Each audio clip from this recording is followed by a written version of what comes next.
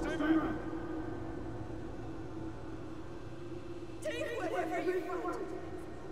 You don't have to do this.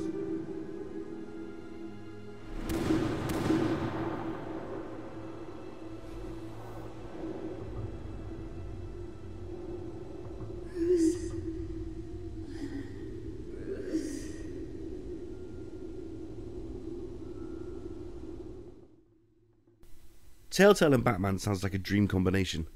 Back at the game's reveal earlier this year at the all-important Spike Game Awards, fans of both TellTale and Batman were awaiting more information with fevered anticipation. The idea that the master storytellers would be getting their hands on a property which has such a strong emotional arc running throughout was a dream come true for fans. What could TellTale do with the Caped Crusader? Will the game be more action-orientated or continue that classic narrative gameplay TellTale was so famous for? The answer is a little bit of both, with an awful lot of one and a little of the other. We're thrown into the Bat's Cal almost immediately, joining the story as he follows a bank robbery. That unmistakable costume lingers in the shadows, the felons seemingly very aware of the Bat's existence, ensuring to tell each other to watch out for the Bat. The entire sequence is blistering as only TellTale action games can be, which are then broken up with sequences of Bruce Wayne back at Wayne Manor, battered and bruised, his wounds tended to by the ever-faithful butler Alfred. As the action flashes back and forth, the classic Alfred concerns of Wayne's nightly adventures becomes front and centre as we play one out in between his dialogue.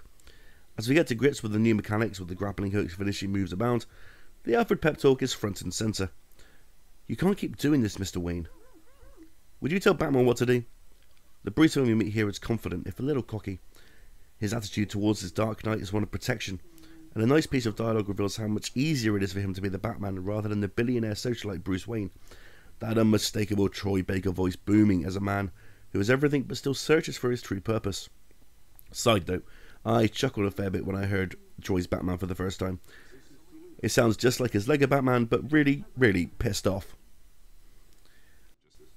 Despite the title of the game, this is really Bruce Wayne's story. Focusing on the man rather than the mask gives the series a distinct voice, and keeps a distance between Rocksteady's Arkham series and this at a fair length. It's clear during the more action-orientated sequences that TellTale have been inspired by the Arkham games, but why not? They're fantastic, and in terms of detective-based Batmaniness, can't be beaten. Of course, here you have control of the Bat only when the game dictates. If you've played any TellTale game ever, you know the drill. The game plays itself until you're called upon to press up, down, left, right, bash a couple of buttons or hold one down. It's all about timing, focus and paying attention, and the first sequence I discussed earlier takes no prisoners. With quick time events coming thick and fast, if you're not on the ball you'll get your ass handed to you, and that's kind of embarrassing for you because you're meant to be sodding Batman. I don't think I've ever felt more like Bats than in these sequences. The critical thinking and quick decisions are a huge part of what makes Batman so appealing, and as ever, it's also satisfying when you pull off a sequence hitting every beat the game throws at you.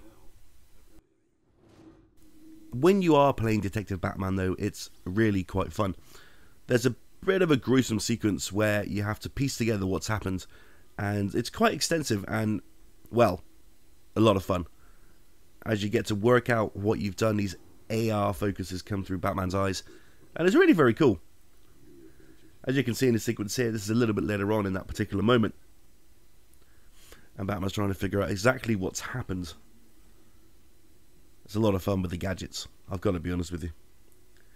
So as you move on throughout the game, there's very little of this, but that sequence does stay in the memory, especially when he starts torturing a sniper.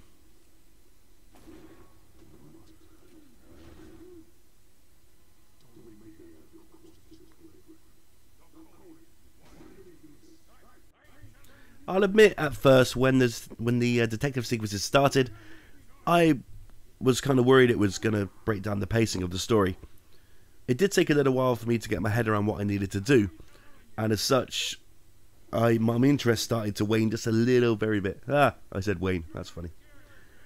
Still though, once I figured it out, it became a lot of fun, and a sequence similar to that plays out at the very end of the game. And it's something like that which does keep you interested and remind you that you are playing a Batman game. With all the detective, or the AR, or the looking around, the intimidation, the threats of Batman. One aspect of the game that I do like is the fact that it is stretched out across a lot of Batman characters. We've already met Vicky Vale, and Catwoman, and Harvey Dent, Alfred obviously, and it just keeps on getting bigger. There are a couple of surprises which I didn't know were going to be in here, which I'm going to let you experience for yourself. But it's nice that, despite the fact that it's a very internal struggle story about Bruce Wayne, that the supporting cast are just as strong. And of course, you've got some fantastic voice work from the likes of Erin Yvette and Laura Bailey and Travis Willingham, the classic TellTale troops. That it's nice to hear Troy Baker and Laura Bailey away from something like Tales from the Borderlands, which is so light and fun, and something a bit more serious. Although Laura Bailey does a great job as Catwoman, and she's very excited. I can't wait to hear it a little more. Coming soon, fingers crossed. Are there any criticisms? It's tough because it's very difficult to judge a Telltale series so early in the series. That's something that I've learned reviewing Telltale games. They have a distinct habit of just getting better and better. So episode 1 is a fine start to the Batman series. It's not the best thing Telltale's ever made. The pacing is a bit off and it can be a bit gloomy at times, which, you know, is Telltale all over, I guess. But I'm looking forward to seeing what happens next. I love these characters, and anyone who does love these characters will love this. And so I'm very much excited and looking forward to seeing what comes next. If you're looking for a Batman action game, this probably isn't what you're looking for, and you should probably stick with the Arkham games.